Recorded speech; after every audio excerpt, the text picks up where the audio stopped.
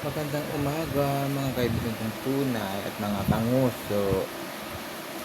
Yun na nga, gusto ko lang bigyan linaw yung plano daw ni Robin Padilla na magtatakbo bilang Vice Presidente ng Pilipinas. My God, maawa ka sa Pilipinas, Sobi. Sa Senado pa nga lang, wala ka lang ginagawa kundi magsenador kay Duterte at kay sa China. Kung ano-ano pang iniisip mo magsisenador ka. Aba, maawa ka sa Pilipinas. Huwag mo nang tangkayin pag tumakbo ng Vice President kasi wala ka namang alam, bobo ka eh. Isa kang